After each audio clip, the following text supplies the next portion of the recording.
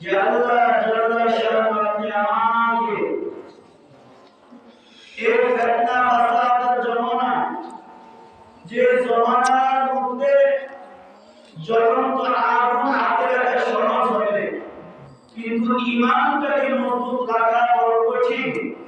এই কঠিন মুহূর্তে পৃথিবীর সব থেকে দামি ইসলাম, সব থেকে শ্রেষ্ঠতম ইসলাম, আল্লাহর ঘর মসজিদে পৃথিবীর সব থেকে বড় নিয়ামত, সুস্থতার সাথে মসজিদে এসে আল্লাহর কোরআন থেকে কিছু কথা বলা এবং শোনার তৌফিক দিয়েছেন। আজকে আপনাদের এলাকার সদর হসপিটালে গেলে দেখা